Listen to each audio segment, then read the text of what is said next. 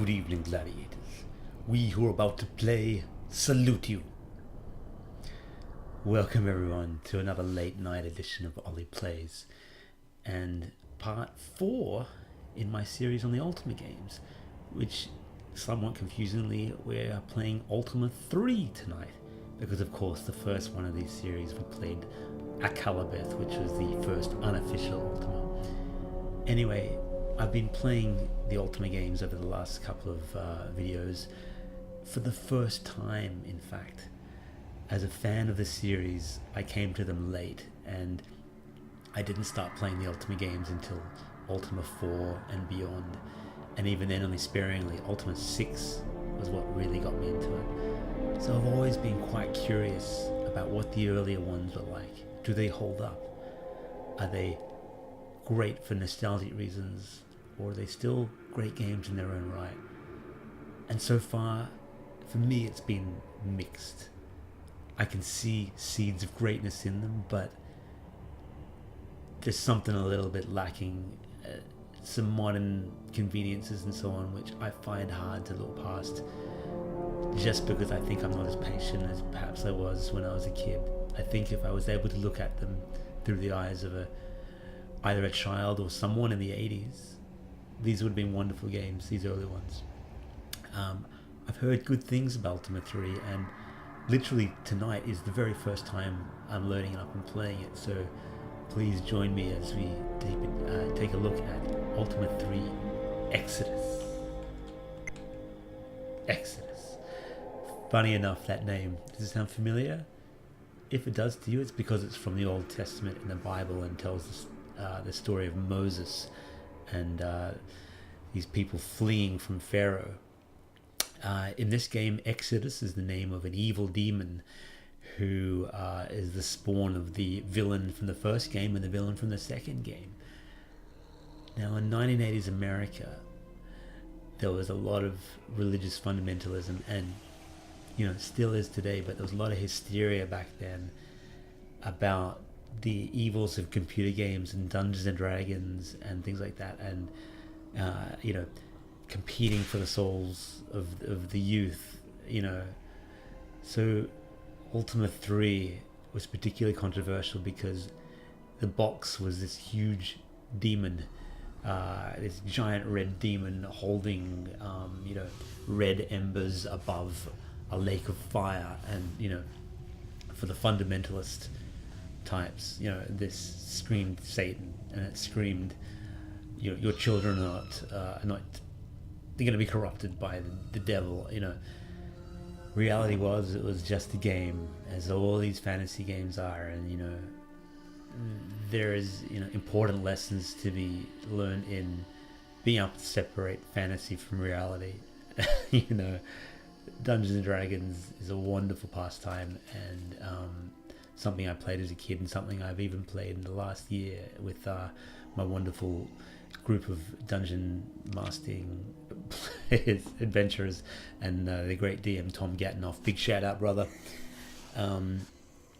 And so I love D&D, and of course I love old role-playing games, and Ultima as a series was wonderful, and there you go.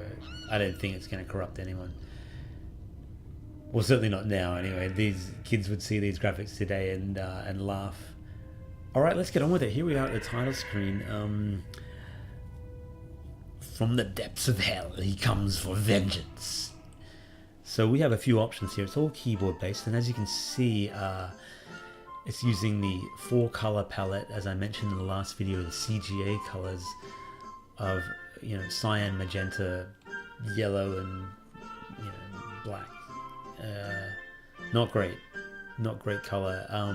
I know there was a remake, and I wish I was playing that because I really do love a bit more color than these three. And this, anyway, I whinged about enough in the last video, so we'll just keep going. So, what does R to return to the view? Okay, so this shows you. This is cool. This is a little sort of picture-in-picture of what the game actually looks like, and there's some devils and demons flying around. Worryingly, it looks like the game is running a little fast. I'm using DOSBox to run an emulated version of this, and it might be running a little quick, so this might be a short video. but I'm okay with that because, you know, I didn't mind Ultima. I quite liked Ultima 1 remake, but I didn't love Ultima 2, I've got to say. I think without the lens of nostalgia, it didn't really hold up for me at all. Organize a party, sure, let's do it. Okay, this is complicated. Examine the register, create a party, create a character. Alright, let's go create a character. Create entry 1. Name, so Belgrave, male, human, type, fighter. I guess it wants you to assume, have you know this having played previous ones. It's all keyboard commands. We certainly made our games, players work in our games back then. You know, there were manuals and so on, but it did require a lot of intuition. Okay, yeah, cool. Belgrave's done. Let's create another character. Let's have the great Baron Wolfgang, who of course is based on me from the Swords and Sandals games. Oh, we can't fit Baron Wolfgang. Let's be Wolfgang. Yeah, he's my alter ego. Richard Garriott's alter ego, of course, was Lord British, and Shimino the Ranger. Mine is Wolfgang, Baron Wolfgang, who is like a drunkard swordsman. Race, human. In the background, of course, we're playing some music from Ultima Online, which I thought would be quite fitting because these old games didn't really have music, so to speak. Human, male, boring.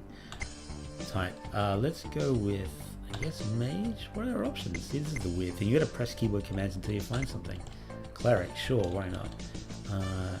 15, 15, 10. I'm just putting in stats at random because I don't really, we're not doing a long playthrough, so it doesn't really matter. But I'm sure back in the day people put a lot of effort into this because, you know, it's really fun to create a party in a game.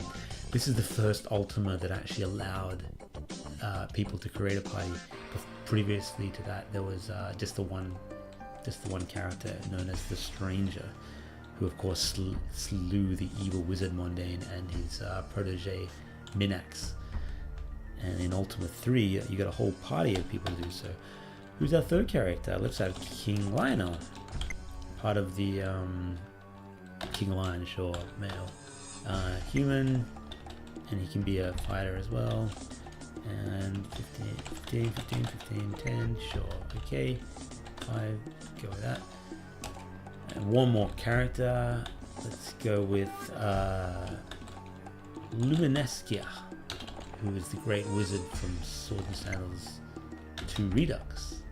She's great, powerful wizard. She can be an elf, though there are no elves in Swords and Sandals, of course, but there's elves in the early versions of Ultima, and I believe in the later editions they got rid of elves and hobbits and things like that because I think Richard Garriott realized that they were very derivative, and I really agree with that. Wizard? Yeah, wizard. Okay, it doesn't need to be so strong because the wizard's more about intellect and wisdom, aren't they? So 20 points in that and 15 in that. Okay, yes. Cool, we're going to form the party now.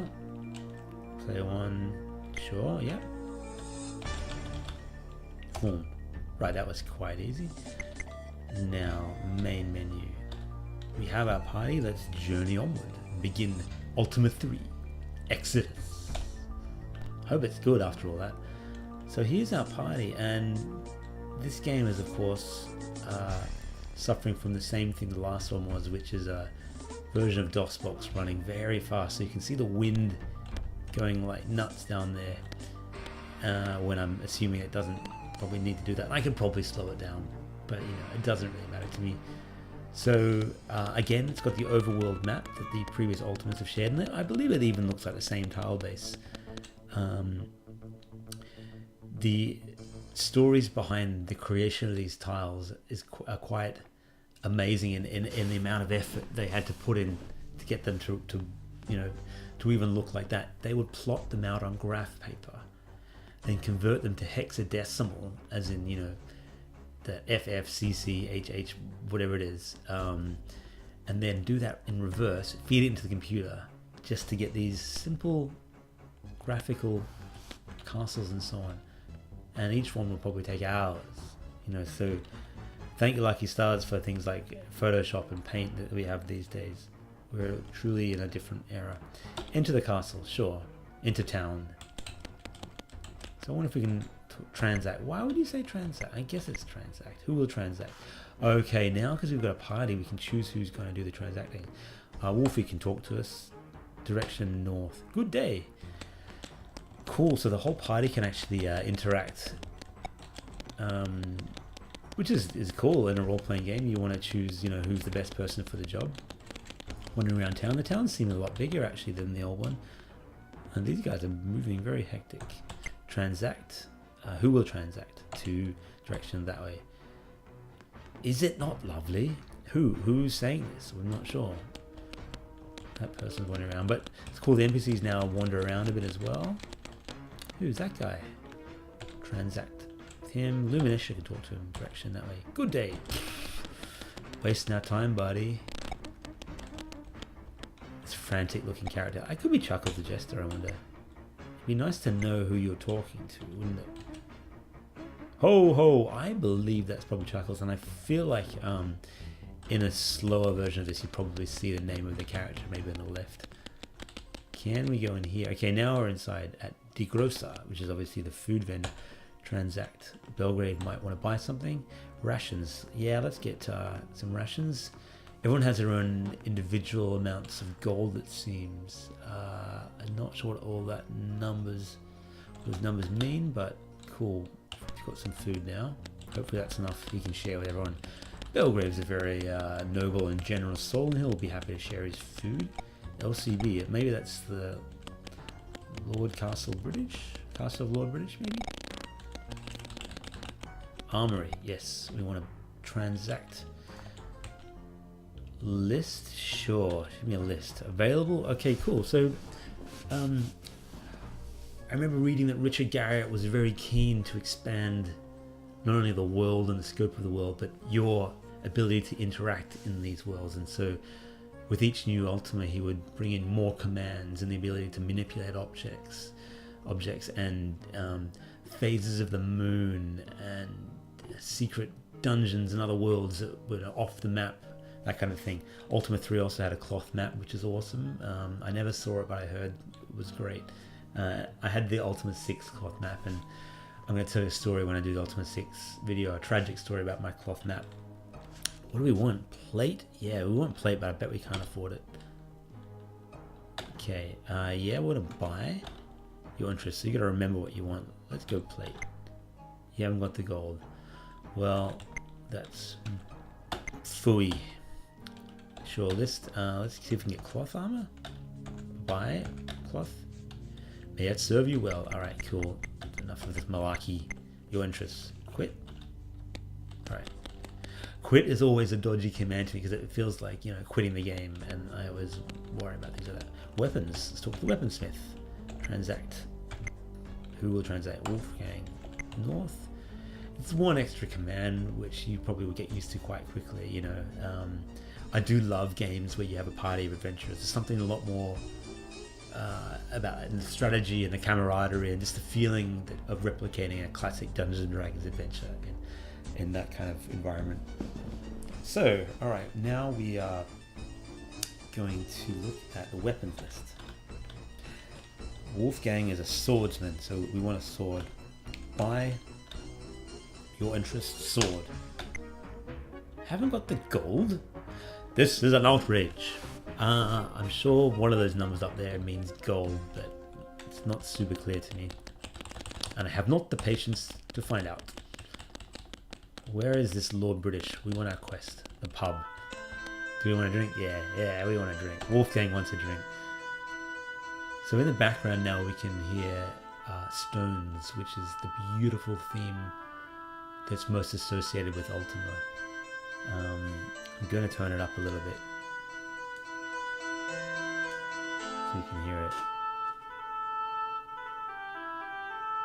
This was composed by the real-life Yolo, whose name escapes me, but it's beautiful, and it's played, I believe, on a lute originally.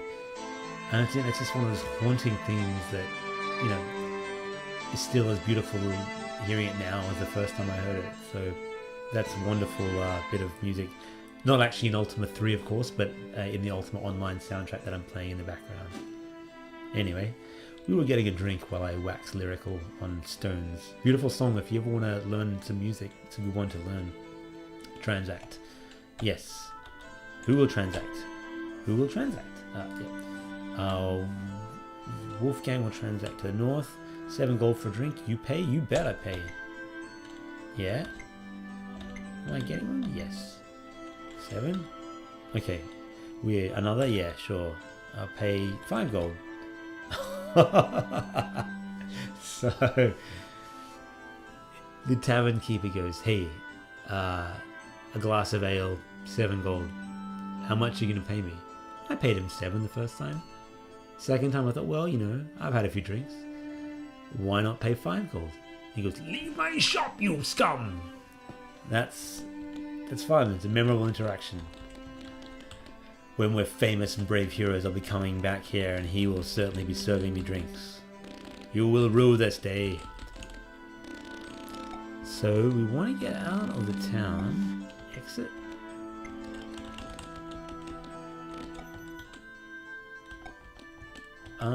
Okay, so I believe we're in a battle now. Yeah, so we've been set upon by some evil fiends. What are they? So every person's getting their turn, and it's quite hard to see, but that little number up the top.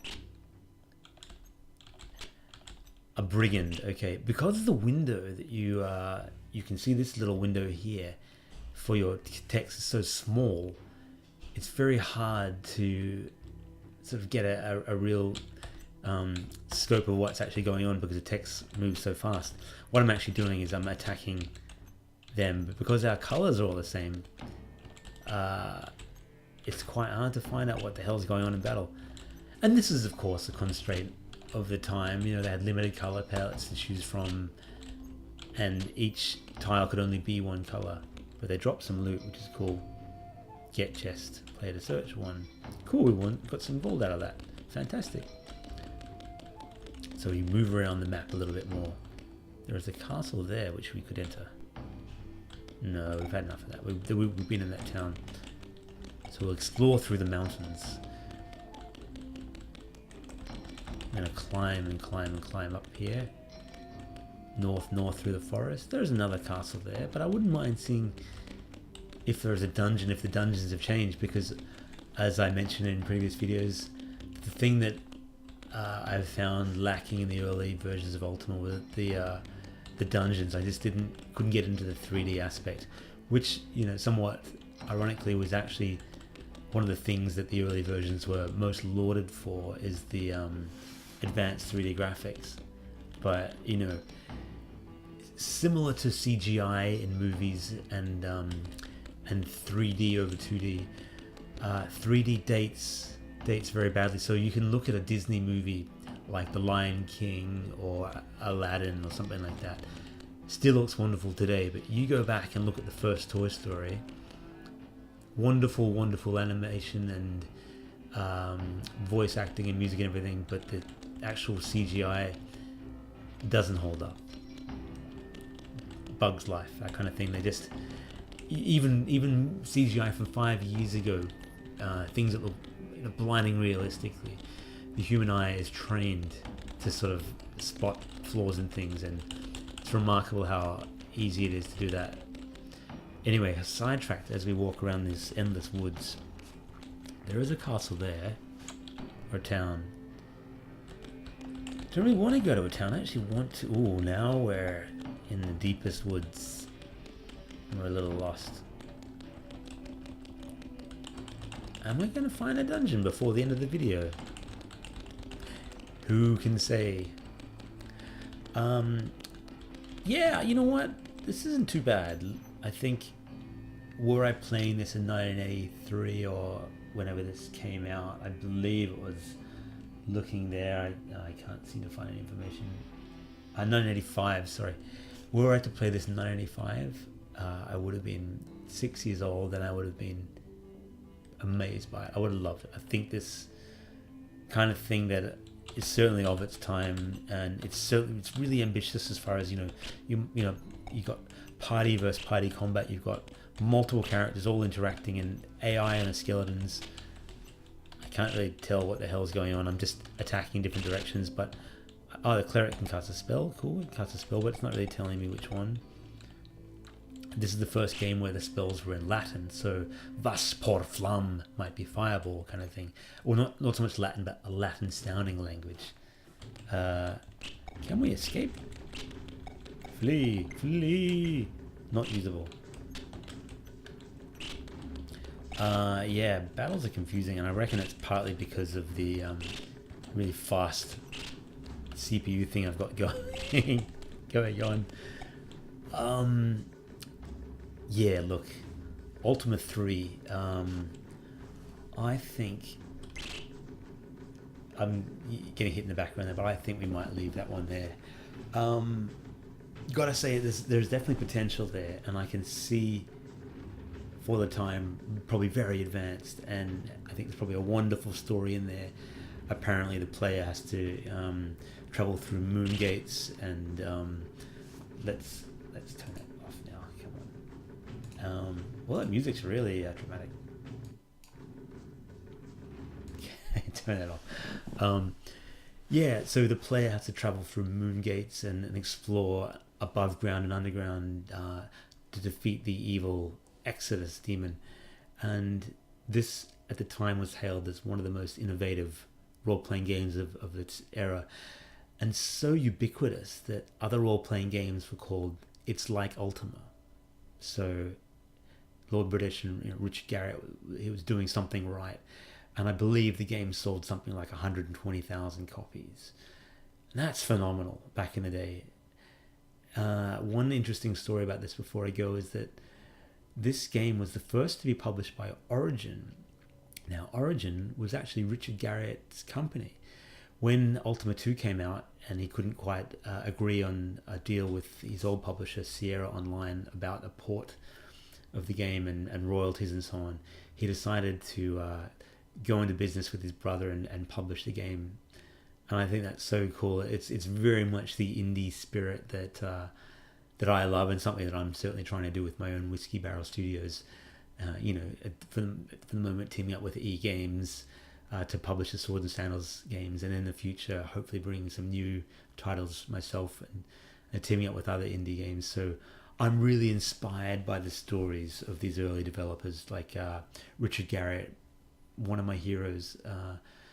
Origin was set up in his parents' house in their basement, as very similar to the Apple story. Him and his brother and his friend working on the games, and they shared in the profits, and they released sequels, and it was a true success story for the era, and made him a very wealthy man. And there's something really to be admired about that, about his passion for making believable worlds, interactive worlds. Even their slogan, Origin, was "We create worlds," and he most certainly did.